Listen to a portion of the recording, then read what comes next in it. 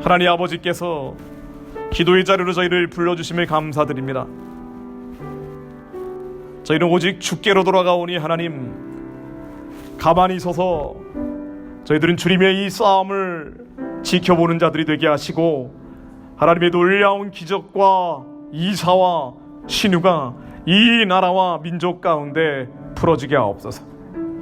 예수 그리스도 이름으로 감사하며 기도했습니다. 아멘.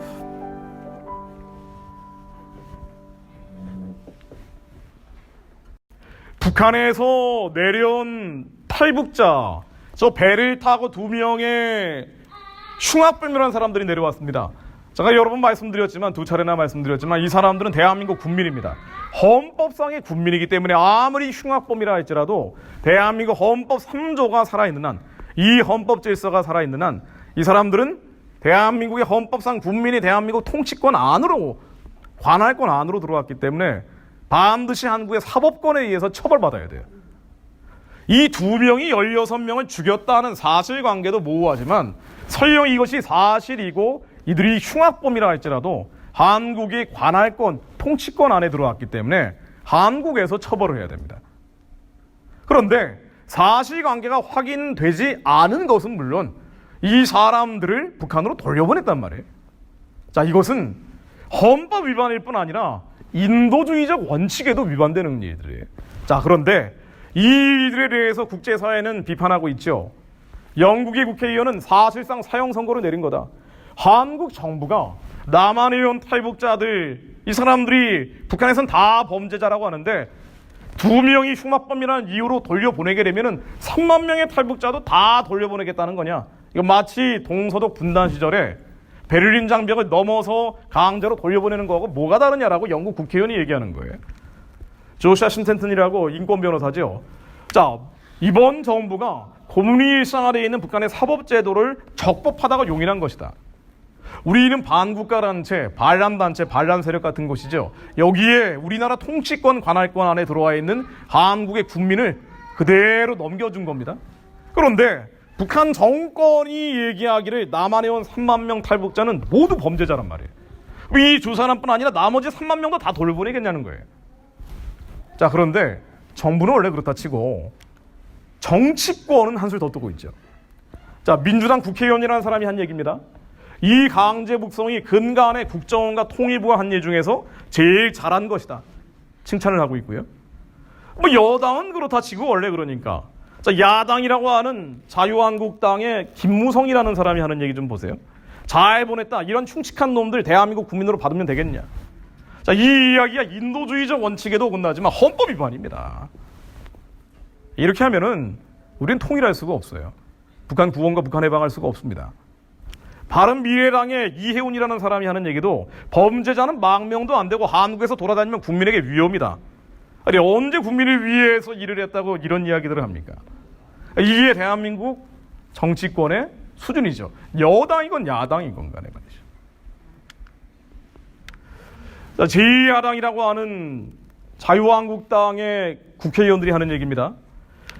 이번 정부가 다른 것은 모르겠지만 뭐 다른 것들도 수많은 부작용들이 생기고 있으나 남북 문제는 진짜 평화인 북한 2,500만 주민들의 해방과 구원과 인권을 위해서 얘기하기는커녕 이들이 포갑하고 압제하고 있는 북한 정권과 타협하고 야합하고 있는 이 평화는 인본주의적인 것일 뿐 아니라 가짜 평화이기 때문에 문제라고밖에 볼 수가 없는데, 이것이 종전선언이나 평화협정이라는 대한민국의 한미동맹 근간을 와해시켜버리는 방향으로 가고 있는데, 더더군다나 문제가 나오고 있음에도 불구하고 제2야당의 외교위원장, 국회 외교위원장 한다는 윤상현이라는 사람이 하는 얘기는 이번 대통령 모친상에 북한이 조문단을 보내야 된다고 하면서 이번 정부가 다른 건 모르겠지만 남북관계 개선에 매우 노력을 했다라고 긍정적으로 평가를 하고, 제2야당 출신인 제주지사 원희룡 씨가 하는 얘기를 들어보면은 김정은 위원장이 남한에 방문을 해야 되는데, 그 위원장이라는 표현을 쓰죠. 그러면서 헬기가 한라산 백록담 분화구에 착륙할 수 있도록 검토해야 된다. 자, 무슨 얘기냐면요. 여당이건 야당이건 지금 한반도를 보는 시각은 별 차이가 없다는 거예요. 본질적인 차이가 느껴지지 않는다는 겁니다. 우리 여당 훨씬 더 북한 정권 쪽으로 더 달려나가고 있고, 야당은 약간 주춤하는 경향이 있습니다만은 뭐 야당이라고 해봐야 정말 헌법에서 주장하고 있는 이 나라에 가야 될 길, 이 나라가 가야 될 길이 어디 있습니까? 이 나라는 북한을 열고 세계 보험전해야 되는 나라거든요. 그러니까 북한의 주민들을 해방시켜야 되는 나라입니다. 2,500만 백성들에게 자유와 생명과 인권을 줘야 되는 나라예요. 이게 대한민국의 존재 이유죠. 근데 이 대한민국의 존재 이유를 모른다는 거예요. 그러다 보니까 이 제2야당이라고 하는데도 이번에 계속 논란이 되고 있는 게, 지난해 지방선거에서 자유한국당이 참패를 하면서 국회의원 중진들은 다 사퇴하겠다고 했지만 한 명도 안 그만두고 있다가 이번에 이제 한두 명씩 그만두겠다라고 다음번 총선에 출마 안 하겠다는 사람이 나왔어요. 이게 지금 한국 정치권에, 뭐 여당은 원래 그렇다 치고 야당도 믿을 수 없는 상황으로 가고 있는 것을 보여주는 당증 자료들인데요. 이번에 한 명이 포기를 했다고 나온 사람이 삼선 중진 의원인 김세연이라는 사람인데, 이 양반이 이 얘기를 했어요. 자유한국당이라는 정당이 해체해야 된다고 얘기하면서 존재 자체가 민폐다, 깨끗이 해체해야 된다. 이거 사실은 여당 지지층은 말할 필요도 없고 야당 지지자들도 아우 자유한국당 너무 해도심해, 전혀 책임질지 모르고, 3년 전에 박근혜 대통령 탄핵됐을 때 사실 제2야당이라고 하는데도 탄핵당한 거나 마찬가지인데 변화할 생각은 안 하고 민심을 들을 생각도 안 하고 너무나 경직돼 있고, 특히 이 나라가 가야 될 길에 대해서는 전혀 관심이 없는 것 같아. 해봐야 뭐 약간의 뭐 경제적인 사회주의화 정책들에 대해서 비판할 뿐이지 본질적인 비판은 안 하고 있어 라고 회의감을 갖는 지지층이 많단 말이에요. 그래서 이 이야기가 뭐 그다지 심한 얘기가 아닐 수도 있을지 모르지만, 제2야당의 삼선 중지위원이 왜 자유한국당 해체하라고 얘기하는 그 근거를 들어보면 자유한국당이라는 정당이 왼쪽으로 가지 않기 때문이라는 거예요. 경제민주화라고 하는 이른바 좌파 경제정책으로 가야 되는데 이 정당이 가지 않기 때문에 해체된다는 겁니다.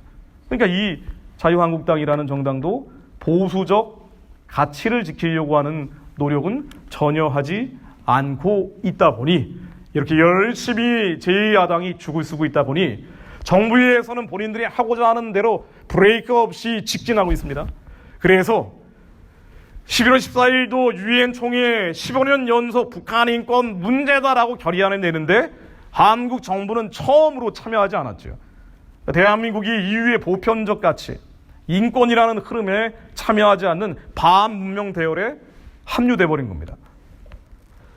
북한이 아무리 미사일이 날려도 이번 정부 관계자들의 발언을 들어보면은 우리도 미사일 실험을 자주 하기 때문에 북한을 비난해서는 곤란하다는 얘기를 하기도 하고, 북한의 미사일은 안보에 위중한 위협이 안 된다고 얘기를 하기도 하고, 분명히 이번 정부 들어서 2017년 9월 3일 날 6번째로 북한이 가장 강력한 규모의 핵실험을 했음에도 불구하고 대통령 비서실장은 아예 핵실험을 안 했다라고 얘기를 하기도 하고, 아니 이게 제2야당도 그렇지만 이건 여당은 해도 해도 너무하다는 거예요.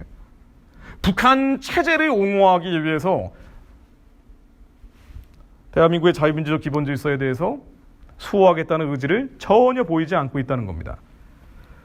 그러다 보니 대통령의 외교안보 특보를 하고 있다는 사람이 북한의 개성공단과 금강산 관광을 재개해야 되는데 이것이 미국에 의해서 반대되고 있다는, 재개되지 못하고 있다는 질문을 어느 기자회견장에서 받게 되자, 그러려면은 이거를 해결하기 위해서는 한미동맹이라는 건 매우 부자연스러운 상태고 한미동맹은 궁극적으로 끝나야 된다라고 주장하던 대통령 외교안보 특보께서 거기에 질문하는 사람들에게 개성공단과 금강산 관광을 열기 위해서는 미국 대사관 앞에서 데모를 해야 된다라는 주장을 하더니 한 달 뒤에 정말로 한국 청년들이 미국 대사관 담장을 넘어서 21명이나 점거를 하는 초유의 일이 벌어지기도 했습니다. 그리고 주말만 되면은 성조기를 대사관 앞에서 찍고 트럼프 인형을 만들어서 화형식을 하고 안보 담당자들 총살형, 분쇄형, 교수형을 처하고 있는 것이 한국의 현실이 되었습니다. 결론적으로는 북한 정권과 유착이 되고 이거를 이 야당이라고 하는 쪽도 뭐 문제를 있느냐 수준이 아니라 그래 잘하고 있네라고 박수를 치고 있고, 이러다 보니 가끔 야당 지도자라고 하는 분이 문제 제기를 해도 언론에서는 희석이 돼버리고, 그래서 이 여당에서는 북한 체제와 유착하고 있는 속도가 점점 빨라지면서 미국과 국제사회가 북한의 핵무기나 미사일 문제 때문에 체제 지원을 하면 안 된다, 정권 지원을 하면 안 된다, 개성공단과 금강산 관광을 막고 있지만 우리는 어떻게든 이거를 뚫어보려고 국제적인 흐름과 전혀 반대되는 방향으로 보편적인 가치와 완전히 충돌하는 흐름으로 가고 있다는 거예요. 그러다 보니 개성공단과 금강산 관광을 재개하라는 촉구 결의안을 여당 주축으로 바른미래당까지 해서 제2야당 자유한국당을 제외한 국회의원들이 대거 참여한 가운데 국회의원 절반 가까운 사람들이 결의안을 발의했습니다. 이 개성공단과 금강산 관광이라는 거는 매년 1조 5천억 원 정도 북한 김정은 포켓머니 벌크 캐시로 들어가는 현찰이기 때문에 핵무기 미사일 개발 자금이 되고, 이 경우에는 한국의 자유와 생명에 위협이 된다라고 미국과 국제사회가 막은 거란 말이에요. 근데 이거를 열라고 하고 있는 게 한국 정치적 흐름입니다. 그러다 보니 트럼프 대통령 입장에서는 한국의 태도, 미국이 보기에는 북한은 여전히 적국이고 그 뒤에는 중국도 잠재적 적국인데, 공통의 적을 상대로 동맹을 맺어온 한국이 북한은 동지고 친구라는 입장으로 표현하다 보니 한국의 태도는 너무하다, 그들은 김정은에게 무시당하고 있다는 얘기를 하다가 바로 얼마 전에는 한국은 미국을 가장 이용해 먹는 나라다, 동맹 중에서 최악이다라는 발언까지 언론에 흘리더니 급기야 한미 관계는 북한 문제 때문에, 중국 문제 때문에, 북한을 보는 시각과 중국을 보는 시각이 한국과 미국이 너무 달라지니까 급기야 이번에 한미 군사훈련의 마지막이라고 불리는 비저런스 에이스라고 하는 한미 공군훈련이 중단돼 버렸어요. 이거 중단되는 과정도 아주 황당했죠. 연합뉴스에서 중단하겠다라고 언론 보도가 나왔습니다. 그랬더니 미국에서 아니다, 이거 계속한다고 나왔어요. 그러다가 북한이 이거 절대 해서는 안 된다라고 주장하니까 북한의 주장을 그대로 받아서 한미 간의 타협 끝에 완전히 중단됐습니다.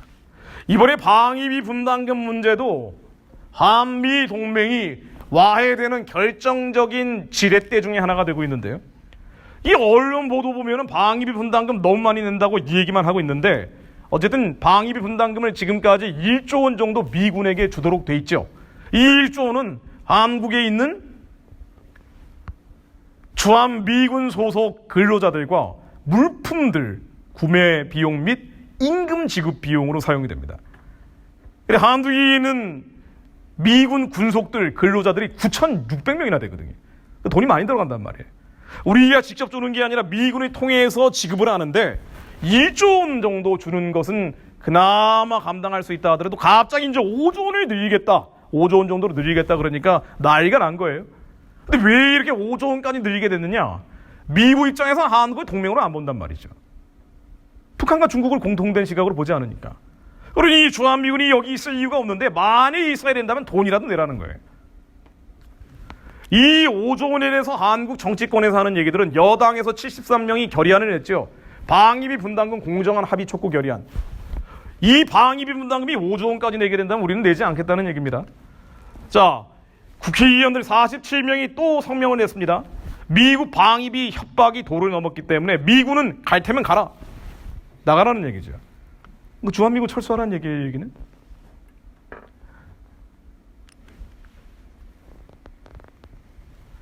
여당 원내대표가 하는 얘기입니다.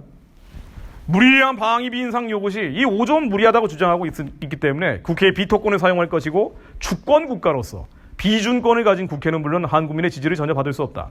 5조 원 안 내겠다는 얘기죠. 자, 그럼 이제 어떻게 되느냐? 한미 관계는 그야말로 벼랑 끝으로 가고 있는데 이 벼랑 끝으로 가는 과정에서 방위비 분담금이라는 결정적 뇌관이 터지고 미국이 얘기하던 과거의 발언들이 그대로 현실이 돼버릴 수 있다는 얘기입니다.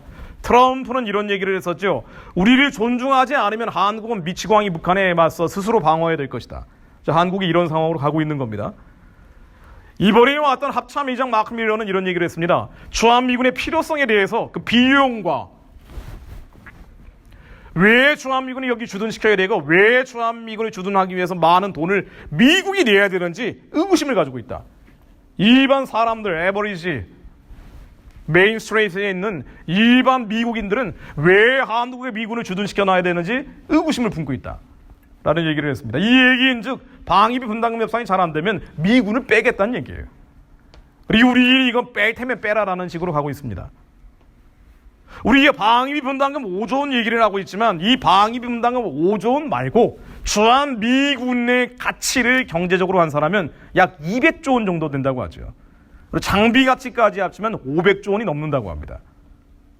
우리 500조 원 넘는 주한미군을 유지하기 위해서 우리가 1년에 5조 원을 낸다는 거예요. 근데 우리가 안 내겠다 그러면 500조 원 정도 되는 주한미군은 나가는 방향으로 갈 수밖에 없는 거예요.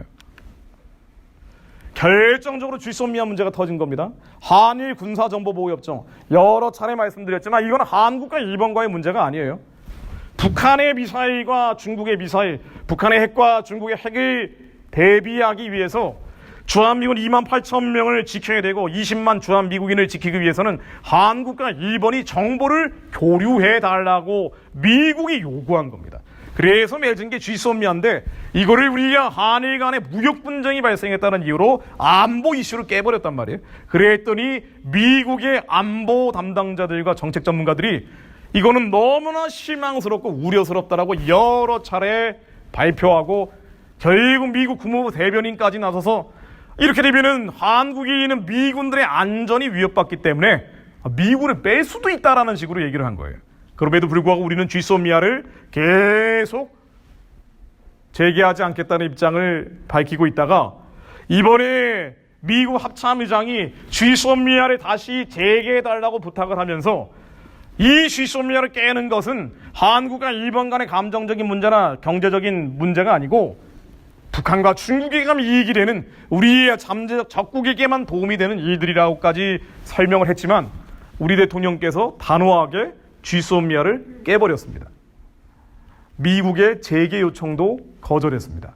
자, 이 쥐소미아를 깨버렸다는 거는요, 미국이 지금까지 운영을 해왔던 인도 태평양 지역 안보라고 하는 아시아판 나토를 거부하겠다는 의사로 받아들여질 수밖에 없습니다.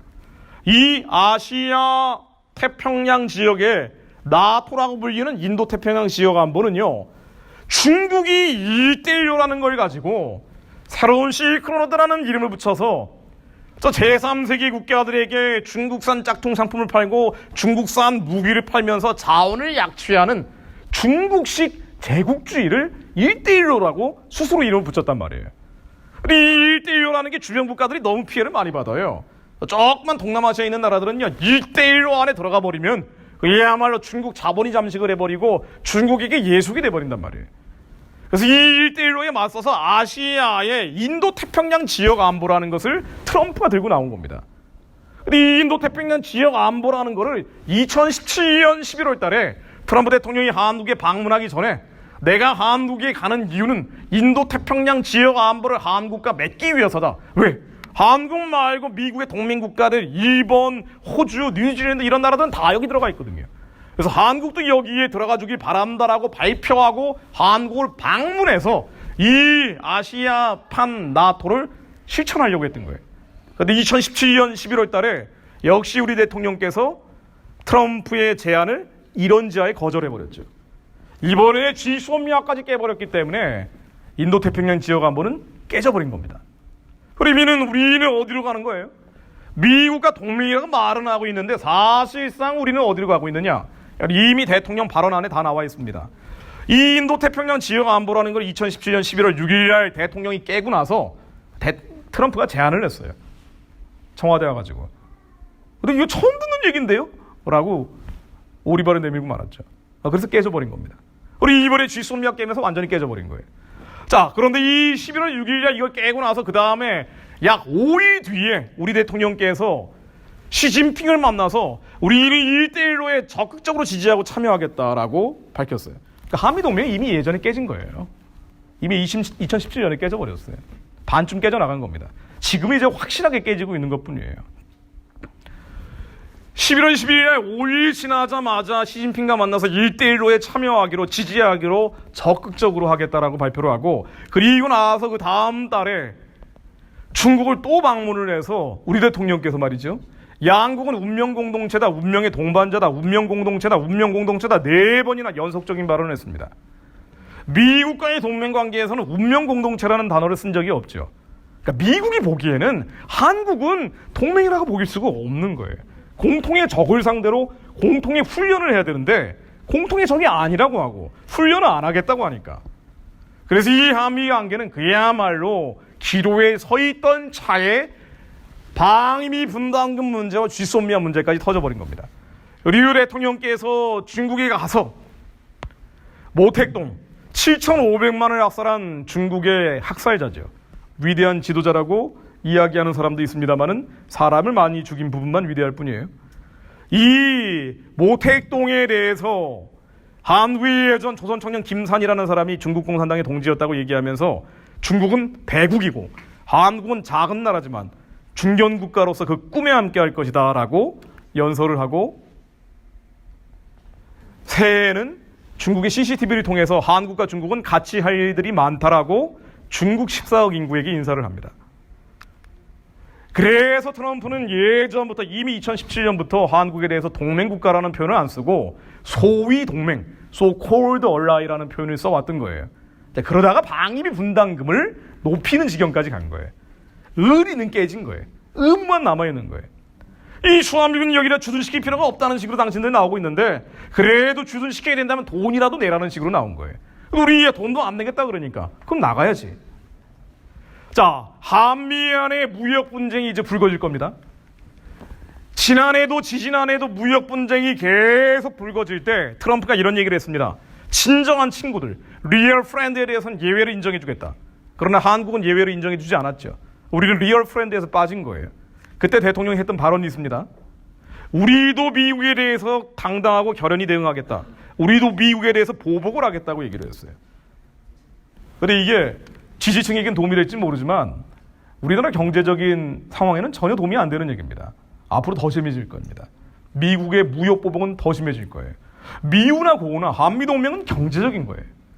우리나라의 외국 자본이, 그 주식시장의 외국 자본이 34% 정도 들어와 있잖아요. 3분의 1 정도가 외국 돈입니다. 근데 이 외국 돈 가운데 40% 넘는 돈이 미국 돈이에요. 한미동맹이라는 것은 미국이 한국을 안전하게 동맹으로 지켜준 결과 미국인들이 투자했다는 거예요. 근데 한미동맹이 와야 되면 이것은 경제적인 어려움으로 나옵니다. 근데 지금 한국에서 봉급 따박따박 받고 있는 사람들은 전혀 문제 안 된다는 식으로 얘기하고 있지만 자영업자들은 초죽음이란 말이죠. 이제 봉급쟁이들에게까지 영향을 주기 시작하는 게 경제 위기입니다. 한미 관계를 결정적으로 끊어내는 게 바로 종전선언이라고 그랬죠. 평화협정입니다. 평화체제입니다. 여기까지 가버리면 한미 관계는 일단락 되는 겁니다. 그런데 지난해 4월 27일 날 남북 정상회담이라는 걸 통해서 종전선언 평화협정 평화체제를 합의를 했죠. 그래서 중국도 러시아도 너희들이 지난해 4월 27일 날 종전선언 평화협정 평화체제 합의해놓고 한미관계 정리하기로 했는데 왜 안 하느냐라고. 올해만 들어서도 방공식별구역, 우리나라 영토 위에 있는 하늘입니다. 절대로 외국이 들어와서는 안 되는 이 방공식별구역에 중국은 20번, 러시아는 25번이나 넘어왔어요. 계속 들어와서 너희들 왜 미국 놈들을 아직 데리고 있어라고 공갈치는 거예요. 북한이 얘기하기를 종전선언 평화협정 평화체제, 그리고 지난해 4월 27일 날 판문점 선언에 대해서는 명쾌하게 얘기하기를 이것은 주한미군 철수라고 얘기합니다. 한미동맹 해체라고 얘기합니다. 북한의 8월 15일 날 주장이에요. 이 판문점 선언이라는 것은 종전선언과 평화체제는 김정일을 통일의 태양이라고 북한은 부르는데 모두 다 통일의 태양을 받드는 것이다 라고 주장을 합니다. 북한의 선전 매체를 들여다봐도 종전선언과 평화협정은 한미동맹 폐기와 주한미군 철수라고 얘기를 하고 있습니다.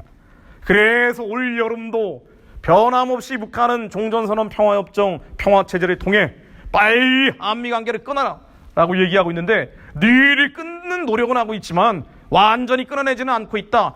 왜 연기하느냐? 강도적이다, 암적이다라는 표현을 써가면서 빨리 속도를 내라고 하고 있습니다. 그만큼 북한이 궁지에 몰려있고 어렵기 때문에 한반도 상황을 북한식으로 끝내버리겠다는 의지의 표명이라고 봐야 돼요. 하루빨리 정전협정, 종전선언, 평화체제를 맺으라고 얘기하고 있습니다. 그래서 지금 한반도 상황을 요약하면 한미동맹이 작살나는 거예요. 이 한미동맹이 작살나면 우리나라 체제를 버팀목이는 한미동맹이라는 게 작살나면 체제의 핵심인 자유민주주의 시장경제가 위협을 받습니다. 그래서 내년 4월 총선에서 많이 이런 식으로 분위기가 또 급진적으로 왼쪽으로 돌아가기 시작하면 한미동맹은 결정적으로 파탄나고 종전선언, 평화협정, 평화체제로 들어가면서 한국의 체제가 뒤집어질 가능성이 있는 거죠.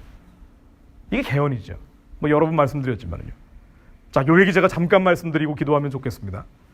한미동맹이라는 게 무엇인지, 이게 단순히 국가와 국가 사이의 맹약인 차원인지, 아니면 성경에 나오듯이 바벨론 아수르의 관계라고 나오는 것처럼 영적인 관계인지, 90년대 아시아, 유라시아 지도를 보면은 명쾌하게 주는 감각들이 있습니다. 자, 한반도 남쪽, 한국만 남겨놓고 다 공산화돼 버렸죠. 우리 남한만 공산화되지 않은 건 기적이란 말이에요. 미국이 한국에 있으니까 그렇게 된 겁니다. 북한은 적화통일 주체혁명하겠다 그랬고요. 우리는 원래 적화통일되고 주체혁명 되는 거였어요. 근데 우리 힘만으로는 못 막기 때문에 미국의 힘이 필요했고, 우리야 남한의 자유를 지키기 위해선 저 멀리 있는 미국이라는 동맹국가가 필요했죠. 우리만 지키는 것이 아니라 이 자유라는 건 반드시 확산돼야 되고, 그것을 우리는 자유통일, 헌법 4조에 나와 있는 자유민주적 기본질서에 의한 평화통일이라고 불렀습니다. 우리 이걸 복음통일이라고 얘기하는 거고요.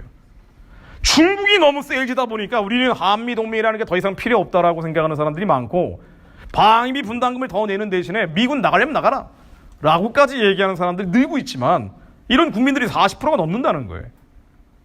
이렇게 되면 그 다음에 어떤 일이 벌어질지, 단순히 북한 문제가 아니라 우리는 대륙과의 관계가 끊어져 버리면, 해양으로 갔던 것처럼 해양과의 관계가 끊어져 버리면 대륙으로 가게 되는 거예요.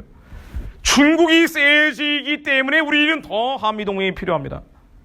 만일 한미동맹이 이런 식으로 와야 되기 시작하면 우리는 중국적 질서에 빨려 들어가게 돼 있는데, 중국은 압제적이고 포갑적이고 제국주의적인 질서예요. 이게 유물론 질서입니다. 인본주의적인 질서입니다. 중국은 통일 이전도 그렇지만 통일 과정은 물론 통일 이후에도 이 중국의 힘을 억제하기 위해서는 한미동맹은 절대적으로 필요한 거예요. 통일 이전 보십시오. 지금 현재 모습이에요. 홍콩에서 시위 벌어지고 있죠. 민주화 시위 벌어지고 있는데 실탄 쏘고 있습니다. 이게 중국의 모습이에요. 예전에 89년에서 천안문 사건 기억나실 겁니다. 천안문 광장에서 50일 동안 북경대 학생들이 평화적인 시위를 했어요. 어떻게 했습니까? 탱크 앞에 서 있던 사람들 밀어버렸죠. 죽었습니다. 얼마나 죽었습니까? 지난해 학생들이 탱크로 밀어버린 사람들이 얼마나 되는지 영국의 기밀문건이 해제가 됐는데요. 이 기밀문건 해제된 내용에 따르면 10,000명 이상 깔아뭉갰다는 거예요. 불화살도 안 썼어요. 지금 홍콩 지휘처럼. 화염병도 안 던졌습니다. 평화적으로 광장에 있던 사람들이 10,000명 이상 죽여버린 거예요. 이게 중국이에요. 저 광주 민주항쟁 때 163명 정도 사망을 했잖아요. 이건 중국인을 라오가이라는 정치범 수용소입니다. 정치범 수용소의 원조는 중국입니다. 이 정치범 수용소의 라오가이가 1,000개가 넘게 있는데 갇혀있는 사람만 500만 명이 넘습니다. 전라남도 전라북도 주민 합친 것보다 더 많은 사람들이 재판도 없이 라오가이에 끌려가 있습니다. 한국에 와 있는 조선족이나 중국 국적을 가진 사람들이 왜 중국 공산당 이해관계를 대변할까요? 자기 친척, 가족들이 중국 본토에 있어요. 만일 여기에서 중국 공산당 이해관계에 반대되는 얘기를 하면 가족과 친척들이 라오가이로 끌려가 버려요. 그래서 대학에 홍콩 민주화 시위 지지하는 팜플렛이 붙어도 가서 열심히 뜯어버려야 돼요.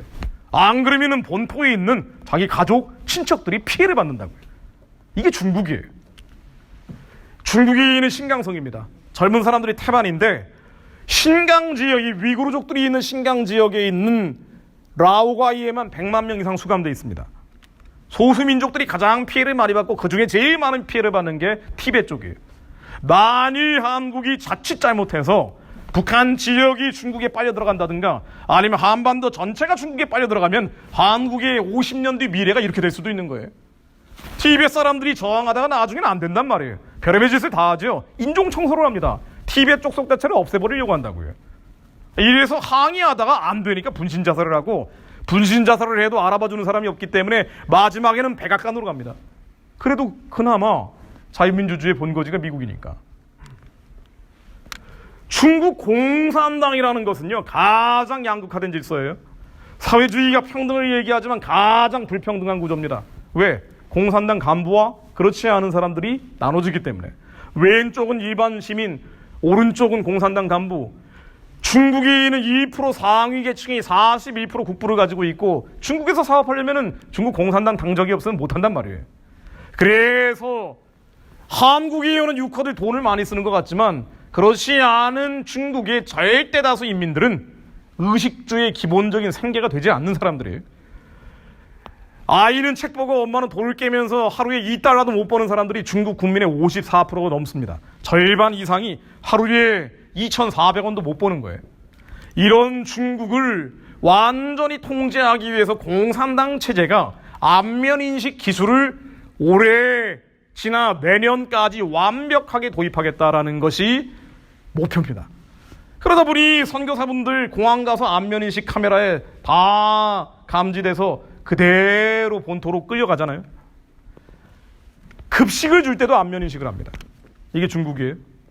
이런 중국이 반드시 반그리스도, 적그리스도적으로 갈 수밖에 없지요. 그러다 보니 지난해 2월에 종교사무조례라는 것이 통과되고, 이 종교사무조례에 따라서 공산당 규약과 종교는 절대 충돌하면 안 된다.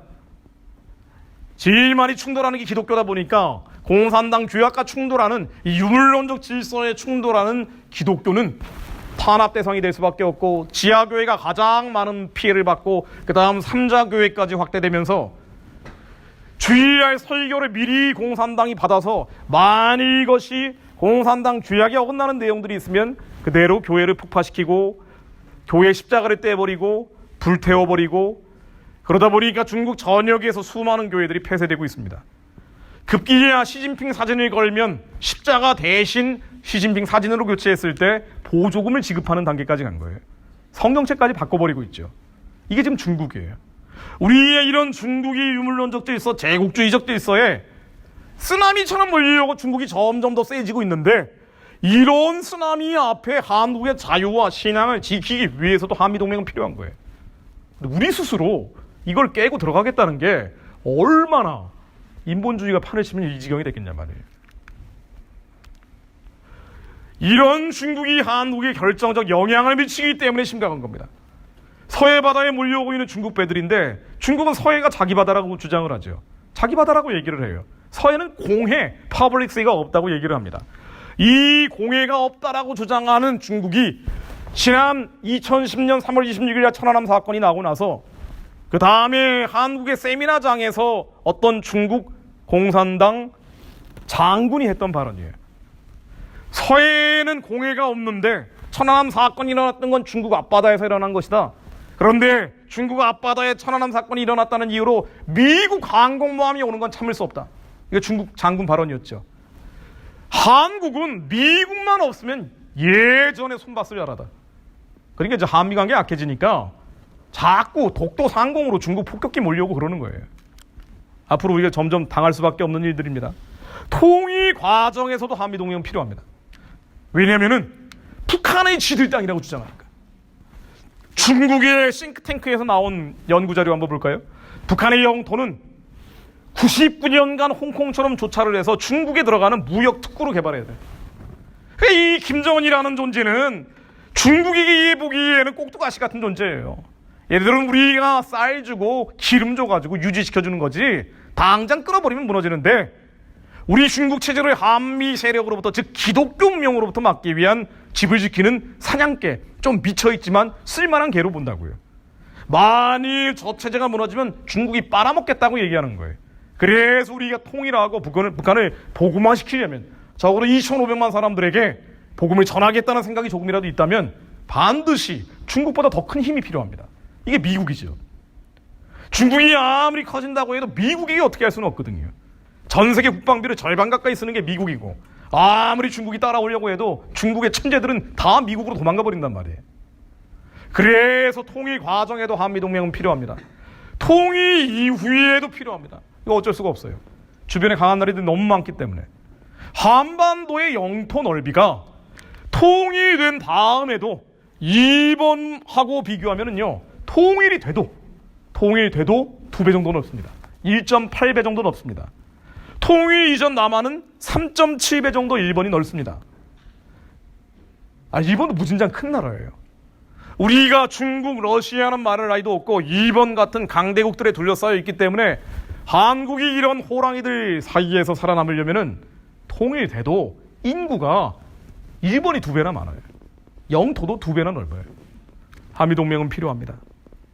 만일 한미관계를 이런 식으로 파탄내기 시작하면 작정하고 하는 것 같아요. 한미관계가 이런 식으로 파탄나면 이거 종전선언이라 그러죠. 평화협정이라 그래요. 평화체제라고 얘기합니다. 그럼 이 다음에는 어떻게 됩니까?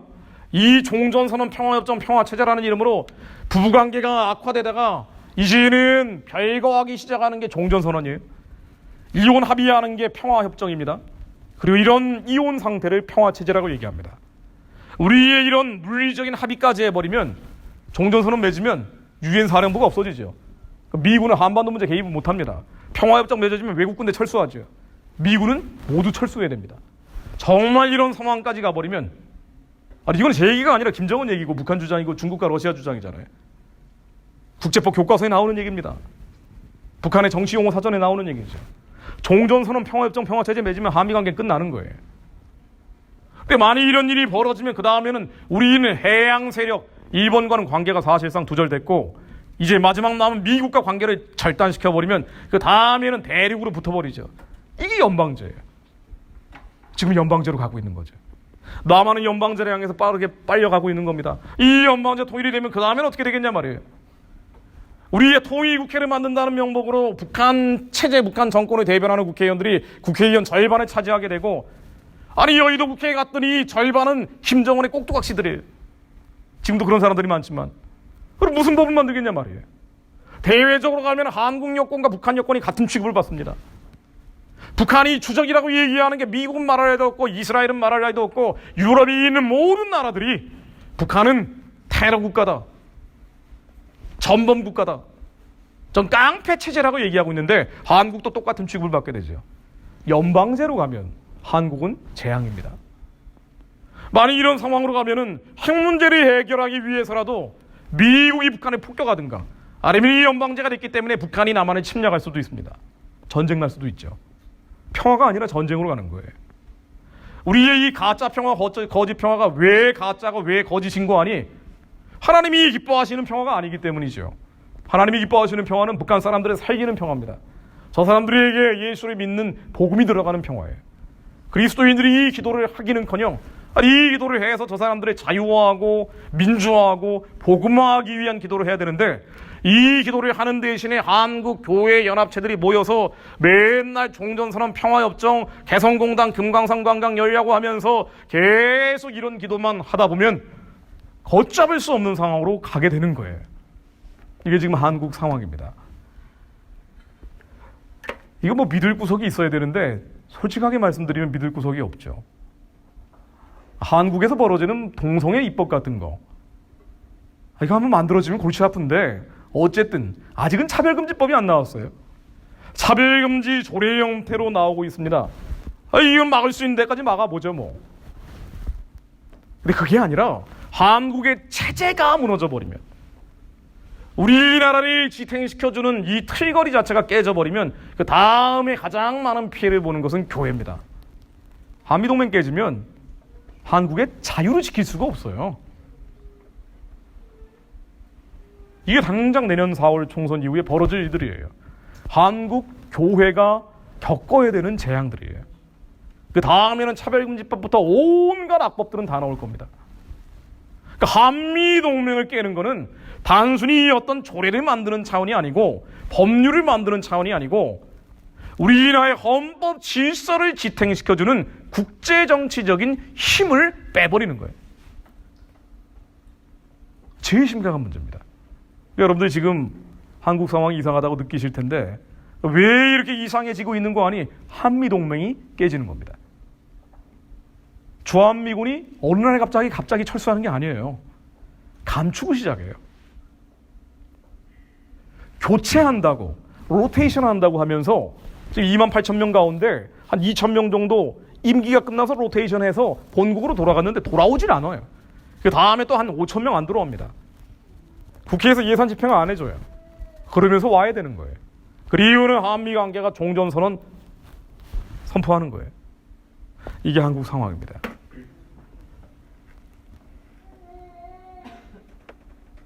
우리가 이 상황에서 어떻게 해야 될까요? 아니 이거 뭐 믿을 구석이 있어야 되는데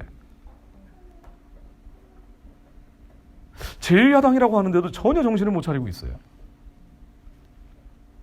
한 3일 지나서 당대표 같은 분이 정치평론, 정치담론 하듯이 한마디 하고 넘어가 버립니다. 자유를 지키기 위해서 목숨을 거는 것까지는 기대하지 않는다 하더라도 같이 투쟁을 할 생각이 눈꼽만큼도 보이지 않고 오히려 지금 한반도 평화가 잘 진행되고 있다라고 대형교회들과 함께 열심히 나팔을 불어대고 있어요. 자, 여기서 우리는 하나님 말씀으로 돌아가야 됩니다. 정말 암담하고 암울하고 깜깜하고 여러분들이 나라를 걱정하는 것보다 이거 들어보니까 더 심각하다라고 느껴지실 수도 있는데요. 그럼에도 불구하고 하나님은 무엇을 원하시는지, 하나님은 무엇을 원하시는지. 제가 나라 걱정돼서 기도하면은요, 정말 이 나라 어떻게 되는 겁니까 하나님? 기도하면 근데 결론은 회개 기도밖에 안 나와요. 결론은 제가 회개하는 기도밖에 안 나옵니다. 왜 그럴까? 그렇죠. 이게 정답이기 때문이에요. 하나님은 절대로 재앙을 주시려는 분이 아니고 평안과 장래의 소망을 주기 원하는 분입니다. 하나님이 이 나라가 살아나기 원하는 분이에요. 하나님이 이 나라가 회복되기 원하는 분입니다. 하나님이 이 나라가 선교하는 제사장 나라가 되기 원하는 분입니다. 하나님 우리 개인적으로 들여다봐도 절대로 망하지 않기를 원하는 분입니다. 제가 나라 걱정돼서 기도하다가 잠언서를 읽는데 단숨에 읽었어요. 이러고 보니까 이 잠언에 나오는 내용들도 하나같이 하나님은 악인을 칭찬하고 의인을 살리는 얘기들이에요. 하나님은 절대로 일부러 재앙을 주시는 적이 없죠. 잠언 10장 3절 말씀 한번 볼까요? 제가 읽겠습니다. 여호와께서 의인의 영혼을 줄이지 않게 하시니 악인의 소욕은 물리치시는도다. 의인의 영혼은 절대로 줄이지 않게 하시는 분입니다. 우리 어떤 상황에, 어떤 환경에, 어떤 처지에 간다 할지라도 우리가 의인이라면 의인의 영혼은 줄이지 않게 하십니다. 악인의 소욕은 물리치십니다. 아무리 전쟁이 나든 IMF 외환위기가 터지든 연방제 통일로 들어가든 종전선언 어쩌고 얘기하든 의인의 영혼은 줄이지 않게 하시는 분이 하나님이십니다. 여러분 나라 상황 걱정되니까 우리 애들은 어떻게 키워야 되고 우리의 손자 손녀는 어떻게 키워야 되고 걱정이 안 될 수가 없어요. 그런데 우리는 뭘 믿어야 되는 거 아니? 이 말씀을 믿어야 됩니다. 하나님께서는 의인의 영혼은 줄이지 않게 하시는 분이에요. 악인의 소욕은 물리치시는 분입니다. 11장 8절입니다. 의인은 환난에서 구원을 얻고 악인은 와서 그를 대신하느니라. 환난을 겪을 수도 있습니다. 어려움을 겪을 수도 있어요. 시련과 고통을 겪을 수도 있습니다. 그럼에도 불구하고 반드시 하나님은 이 의인을 환난에서 구원하시는 분입니다. 우리 이 말씀을 믿는 거죠. 우리 이 말씀을 믿으며 기도하는 거예요. 하나님 이 말씀이 우리의 삶 가운데 이루어지게 하옵소서. 하나님 이 말씀이 이 나라와 민족 가운데 이루어지게 하옵소서. 하나님은 결코 의인들을 환난 속으로 내버리지 않으시는 분이에요. 하나님 이 의인들의 환난에서 구원하실 것을 믿습니다. 악인은 그를 대신하게 될 것을 또한 믿습니다. 14장 11절입니다. 악한 자의 집은 망하였고 정직한 자의 장막은 흥하느니라. 여러분 이 말씀이 말씀대로 믿어지시나요? 여러분 우리 얼마나 믿지 못하는지 이것을 회개하는 겁니다. 여러분 이 말씀이 말씀대로 믿으면 하나님이 말씀이 응하여 현실이 되게 하시는 분이에요. 우리 아무리 어떤 상황, 환경, 처지가 온다 할지라도 하나님 의인의 영혼은 줄이지 않고 의인은 환난에서 구원을 얻게 될 것을 믿습니다. 그러면 하나님의 이 말씀이 그대로 응하게 하시는 분입니다. 악한 자의 집은 망하였고 정직한 자의 장막은 흥하리라. 14장 32절. 악인은 그 위난에 엎드려져도 의인은 그 죽음에도 소원이 있느니라. 어려움이 오면 악인은 무너져버리지만 의인은 반드시 하나님이 다시 일으키시는 분이에요. 우리의 시련과 환난과 고난이 올 수도 있지요. 그래요. 정말 한국이 바닥을 칠 수도 있습니다. 그러나 우리는 뭘 믿는 거 아니? 설령 이런 날이 온다 할지라도 의인은 그 환난에서 구원하실 것을 믿습니다. 때로는 죽음을 지나야 될 수도 있어요. 때로는 무덤을 지나가야 될 수도 있습니다. 때로는 고통과 고난과 시련을 지나가야 될 수도 있습니다. 예수님도 이걸 겪으셨어요. 완전히 버림받고 십자가에 주여 나를 버리셨습니까? 라고까지 하셨습니다. 그럼에도 불구하고 그 죽음과 무덤이 있어야 반드시 부활하고 영생을 누리는 거예요. 한국이 이런 상황들이 우리로서는 피하고 싶지만 그러나 반드시 피하고 싶다 하더라도 불가피하다면 어쩔 수 없습니다. 우리 이 환난과 시련과 고난이 올 수도 있으나 그럼에도 불구하고 하나님, 우리가 주님께로 돌아가 의인이 된다면 주님이 우리를 살리실 것을 믿습니다. 우리의 아이를 하나님이 구원하실 것을 믿습니다. 15장 8절. 악인의 제사는 여호와께서 미워하셔도 정직한 자의 기도는 그가 기뻐하시느니라. 15장 9절. 여호와는 악인을 멀리하시고 의인의 기도를 들으시느니라. 우리의 사명은 뭔 거 아니에요? 우리의 이 시련과 환난과 고난과 국가적인 어려움 앞에서 뭘 해야 되는 거 아니에요? 20장 7절입니다. 완전히 행하는 자가 의인이라 그 후손에게 복이 있느니라. 의인의 영혼은 줄이지 않게 하시기 때문에 우리는 완전히 행하는 자가 의인이라 의인의 집안은 흥왕하리라. 우리는 완전히 행하는 의인의 대열에 들어가기 위해 회개하는 것이 가장 중요합니다. 우리의 죄를 끊어버리고 우리의 겉사람의 소욕을 태워버리고 우리의 죄성들을 완전히 멸해버리고 우리가 여호와 안에 들어가 우리 스스로가 의인이 되면 아무리 전쟁 아니라 전쟁 할아버지가 와도 반드시 하나님이 살리시는 분이에요. 하나님이 자꾸 미국으로 이렇게 돌리시는 거 보고요. 아, 하나님은 말씀을 반드시 이루시는 분이구나. 아무리 한국 사람들이 강팍해지고 한국 교회가 완악해져서 하나님의 뜻이 이루어지지 않는 것 같아도 하나님의 말씀은 영원히 계속되기 때문에 나에게 해주셨던 그 약속들, 여러분들에게 해주셨던 그 약속들을 이루기 위해서 하나님은 이 길이 막히면 다른 길을 통해서라도 이루시려고 하는구나.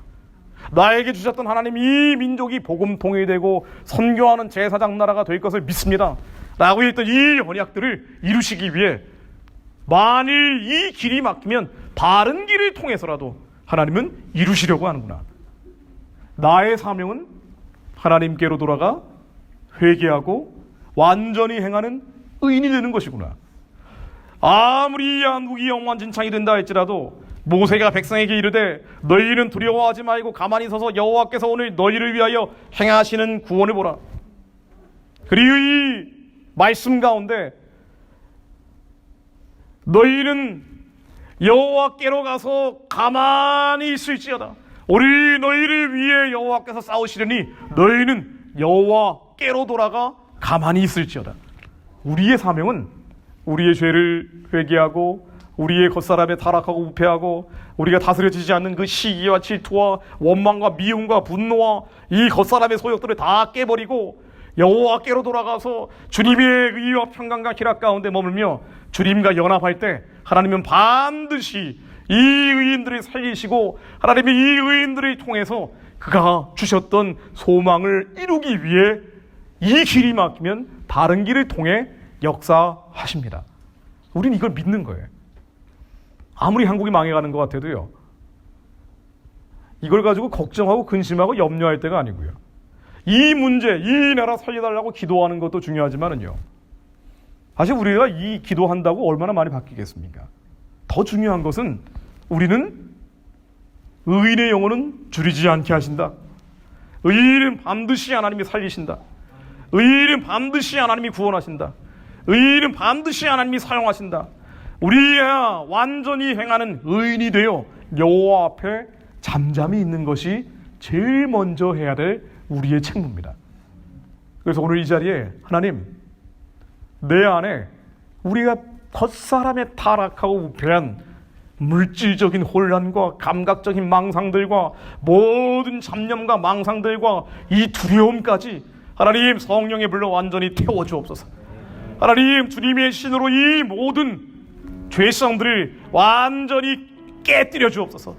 저희들이 예수 그리스도 안에 연합하여 하나님, 우리의 얼마나 해결되지 않는 죄악들과 음란들과 도둑질하는 마음들과 얼마나 이 세상 것을 좋아하고 얼마나 세상 것을 좋아합니까?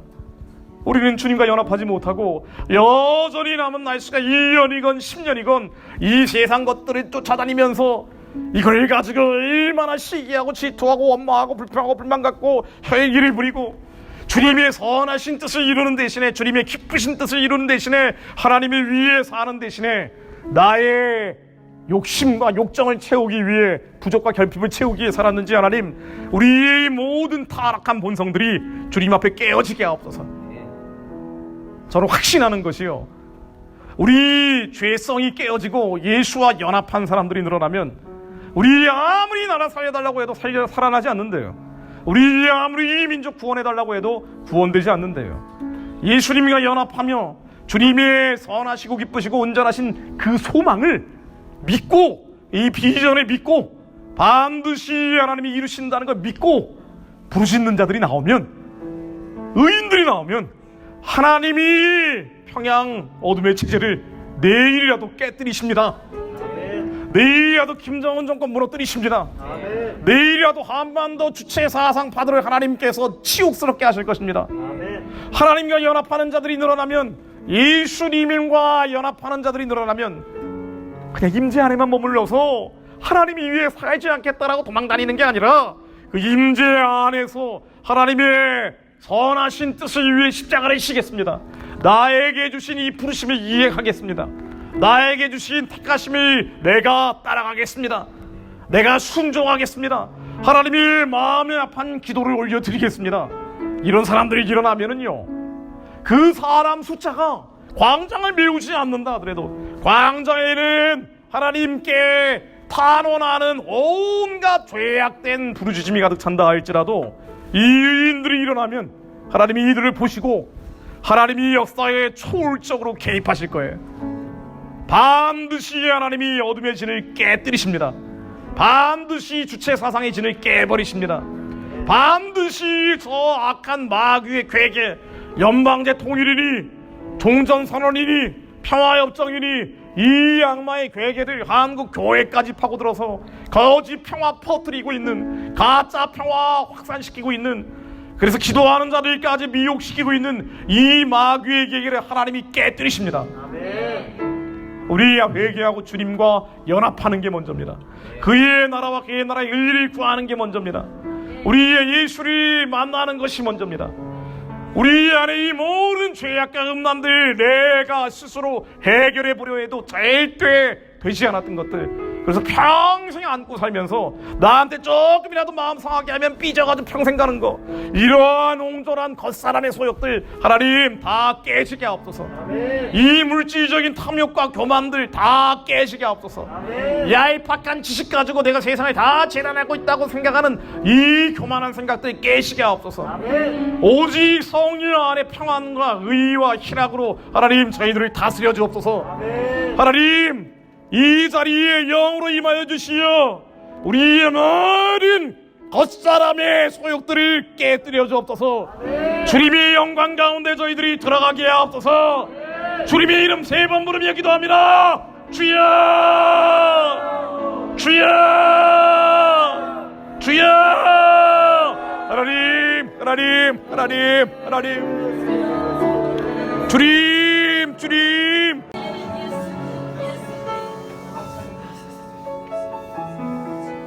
한국이 이 지경이 된 것은 교회가 빛을 잃었기 때문입니다. 교회가 짠맛을 잃었기 때문입니다. 빛을 잃고 짠맛을 잃어버리니 바퀴벌레 떼가 창궐을 하고 쥐떼가 번식으로 해버린 것입니다. 아무리 쥐떼를 막아도, 아무리 바퀴벌레를 잡아도 한국 교회가 빛을 회복하지 않고 짠맛을 되살리지 않는다면 또다시 어둠은 번질 수밖에 없습니다. 왜 빛을 잃고 왜 짠맛을 잃었을까요?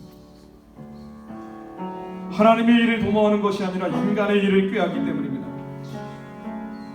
영의 생각을 따라가는 것이 아니라 육의 생각을 따라가기 때문입니다. 그것이 대표적으로 북한 문제에서 드러납니다. 하나님의 일을 도모하고 영의 생각을 따라간다면 저 가련한 자들 죽어나갈 때 살려달라고 부르짖어야 되는데, 죽어가는 동족들 해방시키고 구원시켜야 하는 기도 대신에 이들에 대한 생명의 메시지를 전하는 대신에 저들을 죽이고 있는 악한 체제와 연합하고 저 어둠의 정권과 타협하는 것을 평화라고 부르는 것이 한국교회의 주류가 되어버렸기 때문입니다. 얼마나 영의 눈이 멀어버리고 얼마나 하나님의 일을 피해 다니면 얼마나 육의 생각으로 얼마나 인간의 일을 꾀하다 보면 저렇게 많은 사람들이 죽어나가고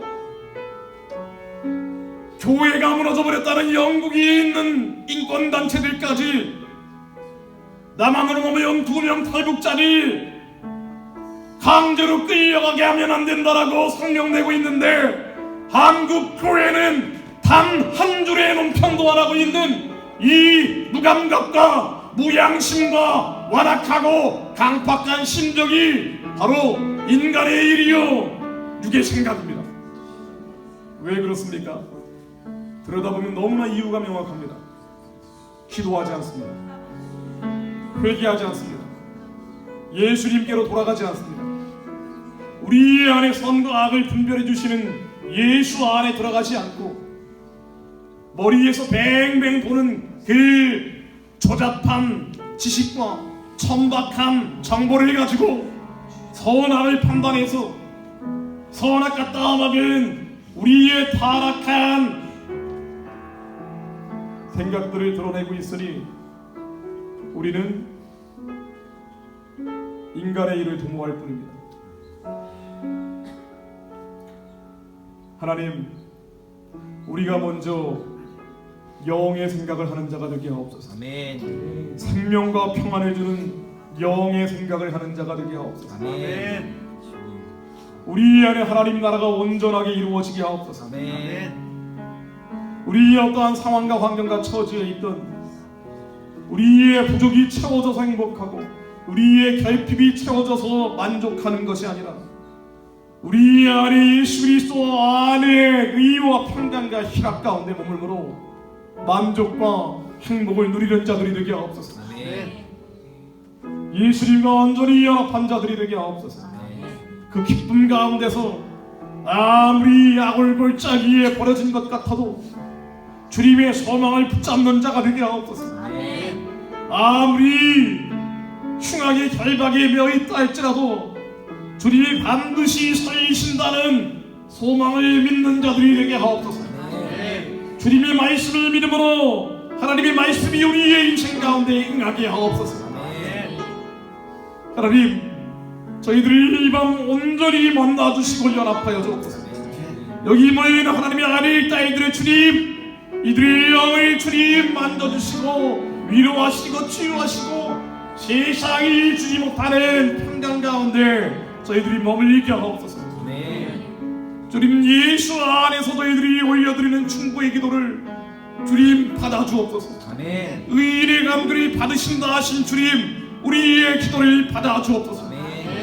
하나님, 한국교회 회개의 불이 떨어지게 하옵소서. 아멘. 한국교회 대각성의 불이 내리게 하옵소서. 아멘. 하나님, 이 땅의 교회 부흥의 불이 떨어지게 하옵소서. 한국교회 충고하며 기도합니다. 주여.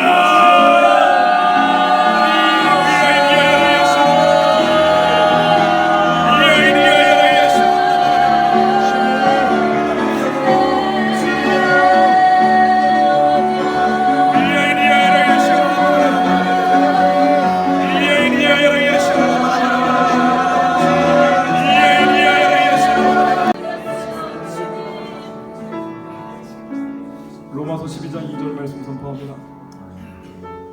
너희는 이 세례를 본받지 말고 마음을 새롭게 함으로 변화를 받아 하나님의 선하고 기쁘고 온전하신 뜻이 무엇인지 분별하도록 하라. 여러분들의 마음이 새로워지기를 예수 그리스도 이름으로 축원드립니다. 아멘. 여러분들이 남은 날수가 하루건 10년이건 그건 전혀 중요하지 않습니다. 우리의 건강하건 건강하지 않건 그것도 중요하지 않습니다. 우리가 돈이 있건 돈이 없건 그것 또한 중요하지 않습니다.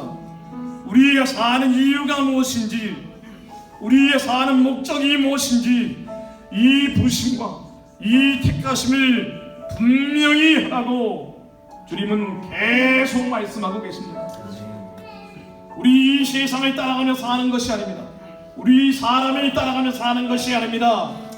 마음이 새롭게 함으로 변화를 받아 우리 안에 하나님의 영이 우리를 통해 무엇을 이루기 원하시는지 하나님의 선하고 기쁘고 온전하신 뜻이 분명히 되게 하옵소서. 아멘. 우리를 통하여 하나님이 이루고자 하는 이 선하고 기쁘고 온전하신 뜻이 무엇인지 하나님 우리의 정신이 바뀌어 하나님 뜻이 더 선명하고 분명하게 드러나게 하옵소서. 목적 없이 사는 인생, 그저 평안하고 유족하게 사는 것이 인생이 아니라 하나님의 선하신 뜻을 이루는 것이 삶임을 깨닫게 하옵소서. 하나님의 기쁘신 뜻을 이루는 것이 삶임을 깨닫게 하옵소서. 하나님의 온전하신 뜻을 이루는 것이 인생의 목적임을 깨닫게 하옵소서. 하나님 우리의 남은 연수는 하나님의 선하시고 기쁘시고 온전하신 뜻을 분별하여 알고 기도하며 행하는 삶이 되게 하옵소서. 하나님이 무엇을 바라실까요? 하나님은 재앙을 바라시지 않으십니다. 하나님은 저주를 바라지 않으십니다. 하나님은 심판하기를 극도로 꺼려하시는 분이십니다. 죽이고 파멸하고 도둑질하는 사단이 아니기에 살리는 생명의 영이기에 상한 갈대를 꺾지 않으시고 꺼져가는 불꽃을 끄지 않으시는 분이십니다. 하나님은 우리를 통해 생명을 살리기 원하시는 분입니다. 하나님은 우리를 통해 복음을 전하기 원하시는 분입니다. 하나님은 이 나라와 민족의 교회가 북한의 어둠의 질을 깨고 2500만의 주님께 돌아오게 하기를 원하시는 분입니다. 복음으로 통일된 한반도가 200만 조선족을 깨우기 원하시는 분입니다. 이들이 10억 중국인 저 가련한 백성들을 깨우기 원하시는 분입니다. 제국주의, 만mon주의, 일대일로가 전 세계를 뒤덮기를 바라지 않으시는 분입니다. 하나님, 주님의 선하고 기쁘고 온전하신 뜻이 우리 안에 드러나게 하옵소서. 이 세대를 본받고 이 세상을 보고 들으며 절망만 하지 않게 하시고 하나님의 선하신 뜻을 믿음으로 취하게 하옵소서. 복음으로 통일의 한반도가 이루어질 것을 믿습니다. 복음으로 통일의 한반도가 선교하는 나라가 될 것을 믿습니다. 이것을 회방하는 모든 마귀의 괴계가 다 깨어질 것을 믿습니다. 하나님의 선하신 역사를 가로막는 이 여름의 계획들이 예수 그리스도의 면허리 다 깨어질지어다. 영방제 통이 획책하는 이 마귀의 괴계는 예수 그리스도의 면허리 다 깨어질지어다. 가짜 평화 거짓 평화 주도하는 악마의 괴계는 예수 이름으로 면허리 계속 깨져갈지어다. 예수 그리스도의 면허리 다 깨어질지어다. 예수 그리스도의 면허리 다 깨어질지어다. 이 여름의 질은 완전히 깨져나갈지어다. 주여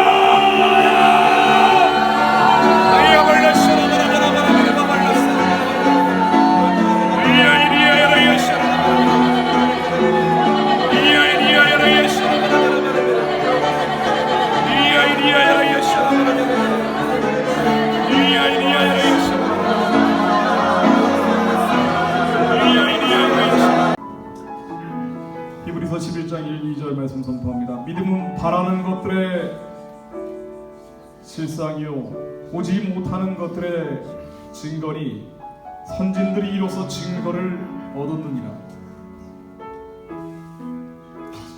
하나님, 저희들이 우리 안에 주신 주님의 선하고 기쁘고 온전하신 뜻을 믿음으로 취합니다. 이 소망들을 저희들이 믿습니다. 보이지 않지만 믿음은 바라는 것들의 실상임을 저희들이 알고 있습니다. 보지 못하는 것들의 증거임을 알고 있습니다. 하나님, 이 소망을 보이지 않고 지금은 나타나지 않았지만 저희들이 바라며 구하며 두드립니다. 하나님, 지금 한국의 상황은 깜깜하고 어둡지만 이 나라의 체제가 뒤집어질 것 같은 위기로 치닫고 있지만 하나님, 저희들에게 주신 이 선하고 기쁘고 온전하신 뜻, 북한의 영혼들을 구원해서 복음 통일된 영적인 물맷돌이 땅끝까지 달려간다는 주님이 주신 이 소망을 바라며 믿습니다. 선진들이 이로써 증거를 얻었다 하신 것처럼 하나님, 우리의 선진들이 소망을 바라고 믿음으로 말씀이 가여 실제가 되었던 것처럼 하나님, 주님이 우리에게 주신 이 소망들을 저희들을 믿음으로 고백하며 말씀이 가기를 기도하오니 하나님, 복음으로 통일된 한반도 선교하는 제사장 나라의 꿈을 이루어 주옵소서. 북한의 우상 숭배의 질을 하루빨리 무너뜨려 주옵소서. 주체 사상의 질이 평화적으로 예수 그리스도의 이름으로 무너지게 하옵소서.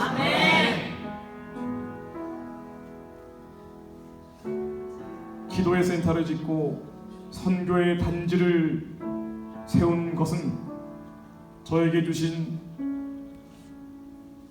선교하는 제사장 나라의 꿈을 제가 믿는다는 증거로 하나님께 올려드리는 행위입니다. 여러분들 심령 가운데 하나님이 주신 소망을 발견하시기를 예수 그리스도 이름으로 축원드립니다. 이 세상 따라가며 깜깜한 세대를 본받아 절망하는 것이 아니라, 포기해버리는 것이 아니라 하나님의 소망을 발견하시기를 예수 그리스도 이름으로 축원드립니다. 이 소망을 믿음으로 선진들과 같은 증거를 갖는 이들이 되기를 예수 그리스도 이름으로 축원드립니다. 하나님, 깜깜하고 어두워질수록 저희로 하여금 더 기도하게 하시니 감사드립니다. 저희들이 종일종야로 잠잠치 않고 주님께서 졸지 않고 쉬지 못하시도록 주님으로 하여금 이 꿈을 기억해달라고, 이 소망을 기억해달라고 기도 올려드립니다. 하나님, 복음 통일의 일꾼들, 북한 재건의 인재들, 이 나라를 회복시킬 주님의 백성들이 훈련받을 수 있도록 하나님, 계획하는 주님이 주신 기도센터의 비전들이 이루어지게 하옵소서. 선교단지의 비전들이 이루어지게 하옵소서. 한국교회를 깨우는 꿀별 같은 역할들을 감당할 수 있는 주님의 백성들이 일어날 수 있도록 하나님, 훈련받는 곳이 세워지게 하옵소서. 그를 위해 하나님 기도할 자들을 보내주옵소서. 함께 연합하여 기도할 자들을 세워주옵소서. 하나님 아버지께서 주신 꿈을 붙잡고 이 세상에 지지 않는 자들, 예수님이 승리하신 것처럼 승리하는 자들이 세워지게 하옵소서.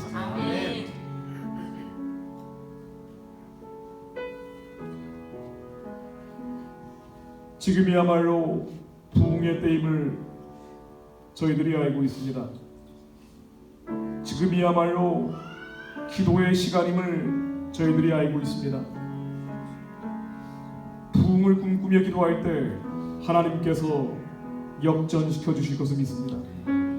하나님이 대적하는 모든 마귀의 괴계를 다 쳐서 부서뜨리실 것을 믿습니다.